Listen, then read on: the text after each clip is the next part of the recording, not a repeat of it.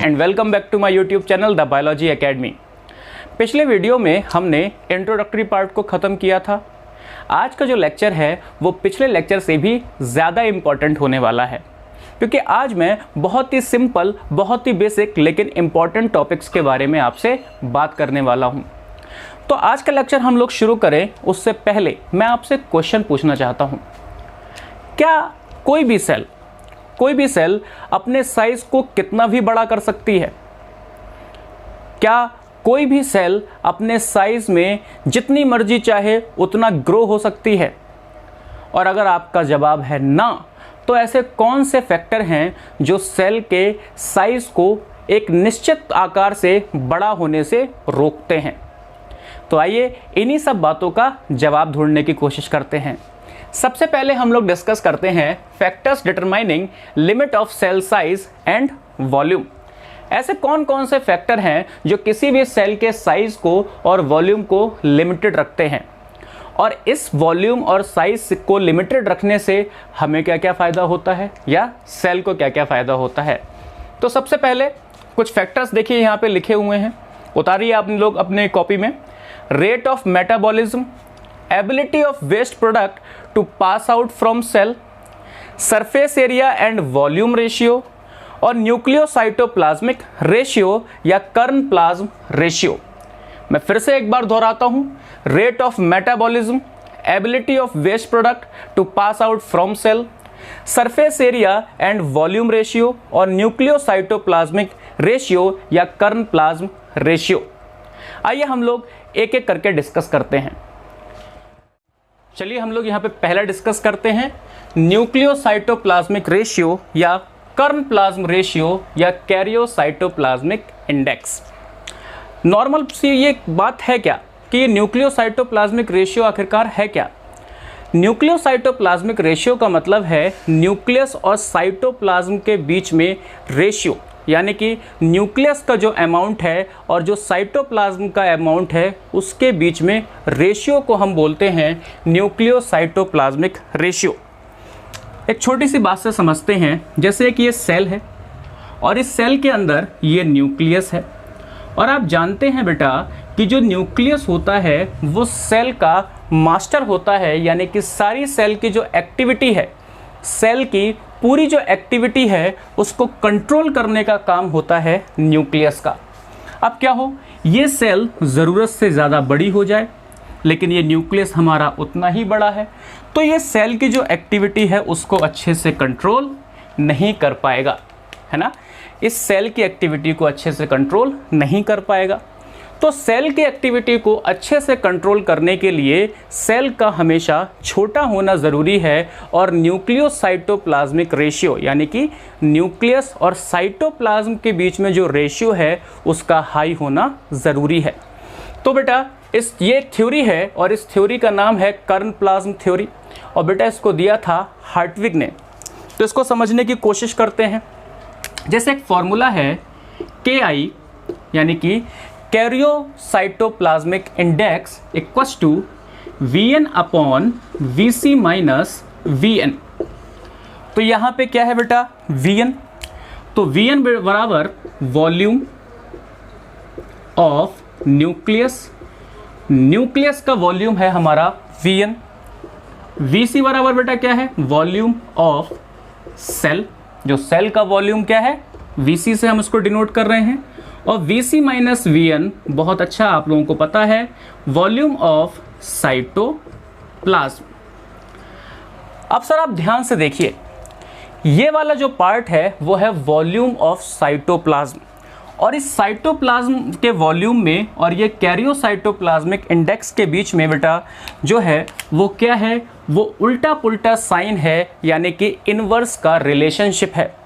तो अगर ये साइटोप्लाज्मिक कंटेंट ज़्यादा होगा तो कैरियोप्लाज्मिक इंडेक्स कम होगा, और अगर ये साइटोप्लाज्मिक कंटेंट कम होगा तो कैरियोप्लाज्मिक इंडेक्स ज़्यादा होगा। और जितना कैरियोप्लाज्मिक इंडेक्स किसी भी सेल का ज़्यादा होता है उतना सेल मेटाबॉलिकली ज़्यादा इफ़िशिएंट होती है, उतना ही सेल अच्छे से वर्क करती है।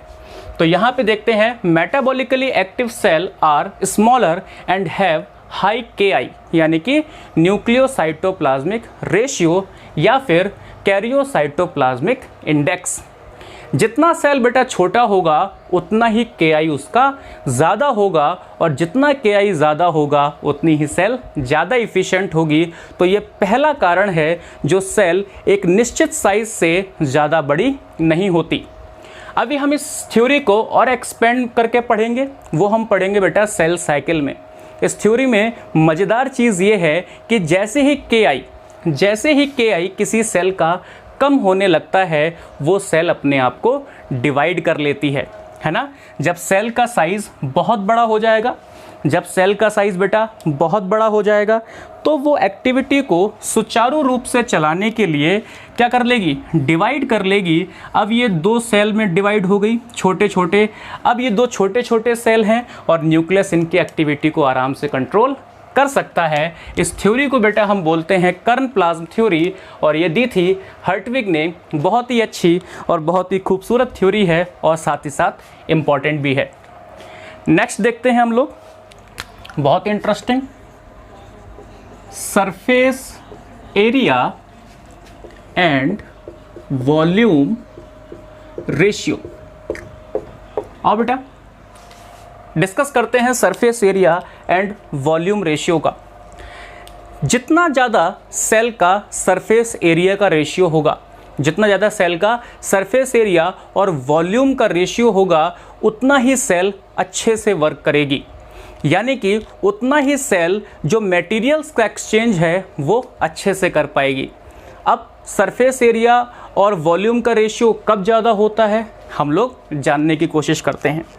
जैसे मान लीजिए मैंने एक सेल ली है और ये सेल है क्यूब के फॉर्म में, एक क्यूबिक स्ट्रक्चर की सेल ली है बेटा, और इसकी जो सारी आर्म्स हैं मान लीजिए कितना है 1 सेंटीमीटर है ना।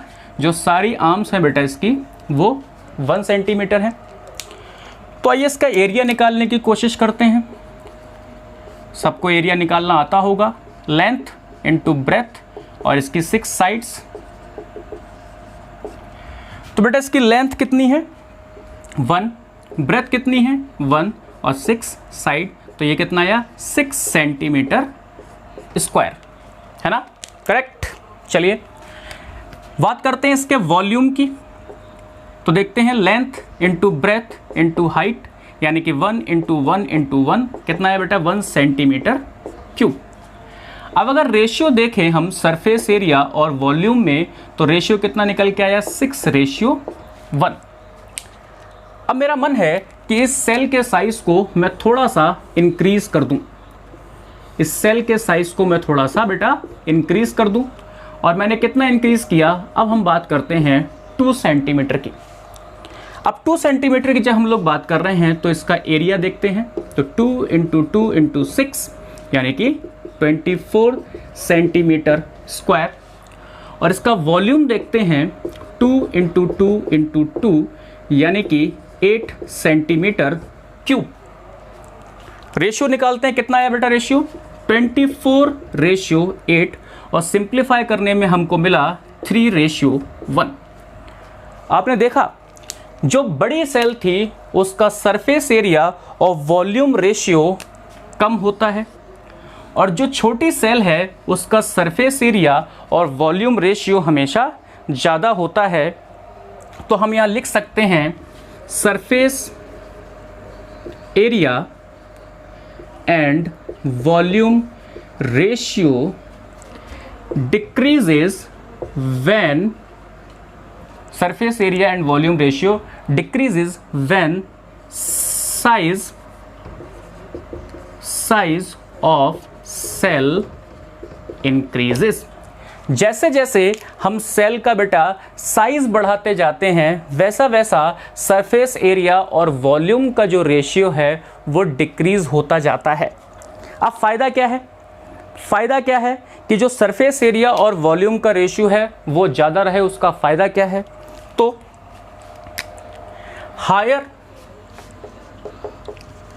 Higher surface area volume ratio, higher surface area volume ratio allow quick exchange of material.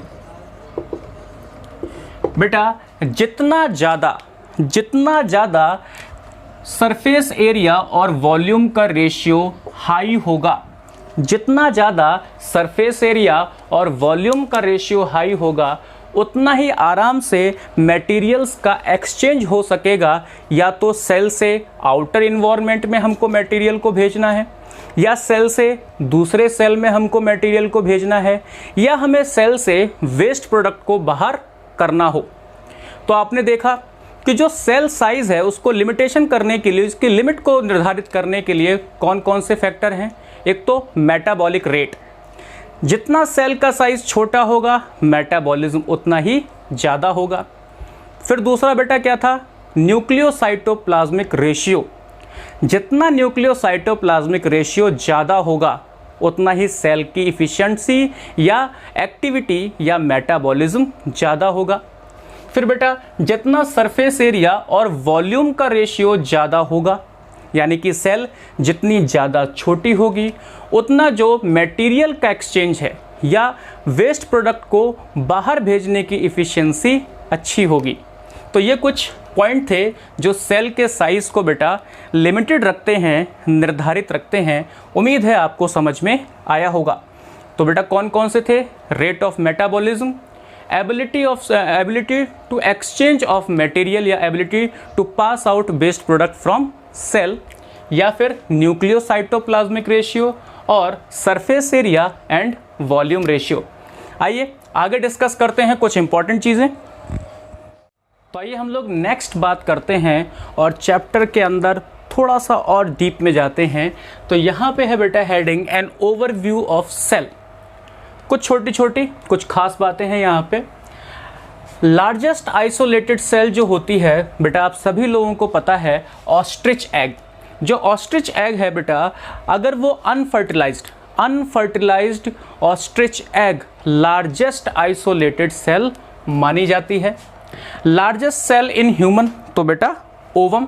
जो ह्यूमन के अंदर लार्जेस्ट सेल होती है वो क्या होती है, ओवम होती है, यानी कि फीमेल गैमीट होता है बेटा, वो लार्जेस्ट सेल होती है ह्यूमन की।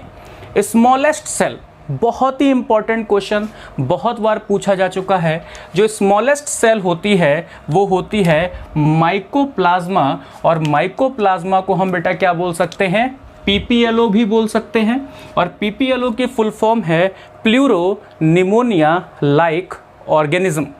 इसको बेटा हम जोकर्स ऑफ प्लांट किंगडम भी बोलते हैं।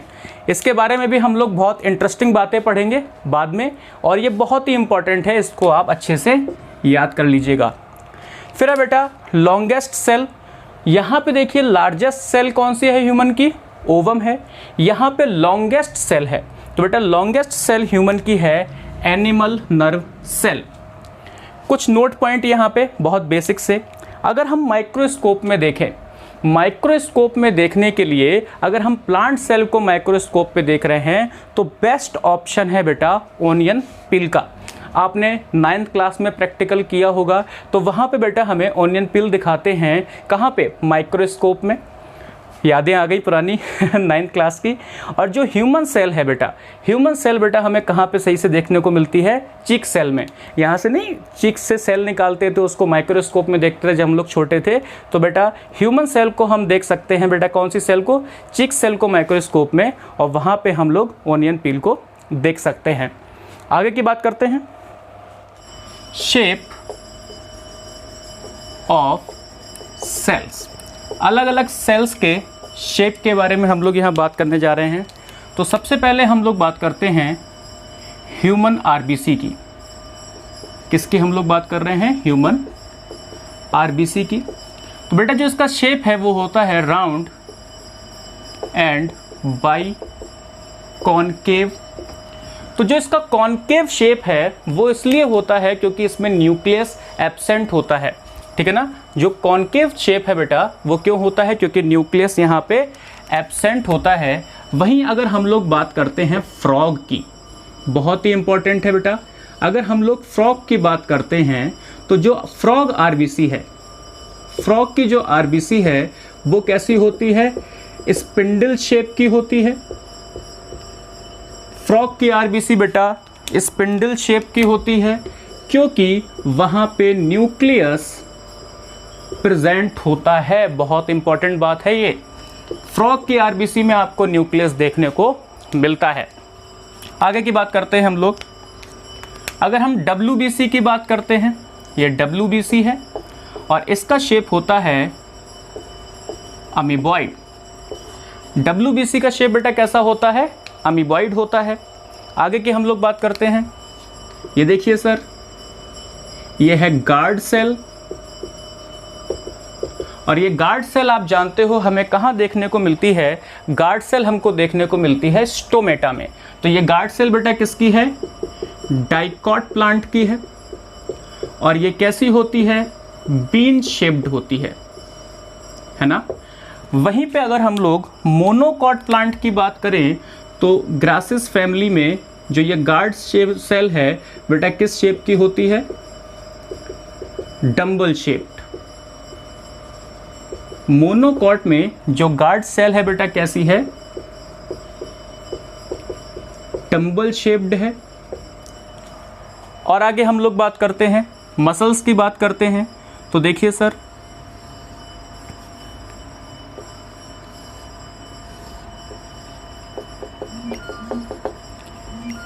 ये बेटा स्केलेटन मसल है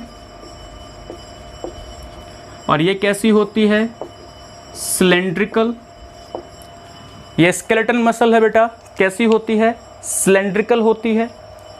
और वहीं पे अगर हम स्मूथ मसल की बात करें, स्मूथ मसल की अगर हम बात करें तो स्मूथ मसल बेटा कैसी होती है? स्पिंडल शेप्ड होती है। स्मूथ मसल कैसी होती है बेटा? Spindle shaped. ये है स्मूथ मसल और ये कैसी है? Spindle shaped.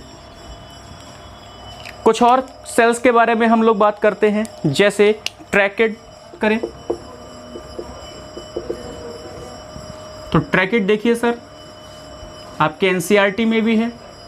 तो ट्रैकेड बेटा कैसी होती है? Long and elongated. कैसी होती है बेटा? Long and elongated. तो human RBC round and biconcave. Frog के आरबीसी बेटा स्पिंडल शेप्ड की होती है। डब्ल्यूबीसी अमीबॉइड होती है। गार्ड सेल डाइकोट के केस में बीन शेप्ड होती है, जबकि मोनोकॉट के केस में डम्बल शेप्ड होती है। अगर हम बात करते हैं मसल की तो बेटा देखो, स्केलेटल मसल अनब्रांच और सिलेंड्रिकल होती है और जो स्मूथ मसल है वो भी अनब्रांच होती है लेकिन स्पिंडल शेप्ड होती है। ट्रैकेड बेटा long and elongated.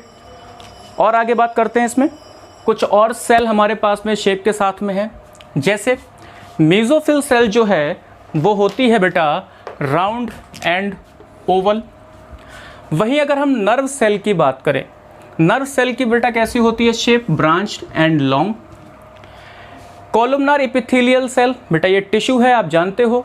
Columnar epithelial जो सेल होती है वो होती है लॉन्ग एंड नैरो। वहीं पे जो सिंपल एपिथेलियल सेल होती है वो होती है फ्लैट। उसके बाद में ये बहुत इंपॉर्टेंट है, बहुत बार आपको पढ़ने को मिलेगा दोनों एनसीईआरटी में, बैक्टीरिया। बैक्टीरिया जो है वो अलग अलग शेप के और अलग अलग साइज़ के होते हैं। तो देखिए सर, यहाँ पे रॉड शेप को हम बोलते हैं बेसिलस, जो स्फेरिकल होते हैं उनको हम बोलते हैं कोकस। जो कॉमा शेप, ये देखिए सर, कॉमा शेप जो बैक्टीरिया होते हैं उनको हम बोलते हैं वाइब्रो, और जो स्पाइरल शेप्ड होते हैं उनको हम बोलते हैं स्पाइरेलम। तो आपने देखा कि सेल में कितनी ही ज़्यादा वेरिएशन है शेप में। आइए हम लोग बात करते हैं साइज़ ऑफ सेल के बारे में। तो वायरस के केस में देखिए बेटा, जो साइज़ है वो हो सकता है 0.02 to 0.2 माइक्रोमीटर। माइकोप्लाज्मा जो कि बहुत ही इंपॉर्टेंट है, इसके केस में 0.1 माइक्रोमीटर टू 0.3 माइक्रोमीटर। बेटा बैक्टीरिया के केस में पॉइंट नहीं है, 3 माइक्रोमीटर टू 5 माइक्रोमीटर, और आरबीसी के केस में 7 माइक्रोमीटर। जो एक टिपिकल यूकैरियोटिक सेल है उसका साइज हो सकता है 10 to 20 माइक्रोमीटर। तो हमने देखा कि जो सेल है उनका शेप और साइज अलग अलग हो सकता है। The shape and size of cell vary with the function they perform, यानी कि जिस हिसाब से सेल फंक्शन परफॉर्म कर रही है उस हिसाब से उस सेल का शेप और साइज हो सकता है। हमारी ही बात ले लीजिए, हम लोगों की बॉडी में डिफरेंट फंक्शंस को कैरी करने के लिए जो सेल और का जो शेप है और साइज़ है वो भी बहुत ज़्यादा वेरी करता है। तो आज के लेक्चर में हम इतनी ही बात करेंगे। उम्मीद है आपको आज का लेक्चर अच्छा लगा होगा। अगले लेक्चर के लिए हमारे साथ बने रहिए। Stay safe and stay healthy. जय हिंद।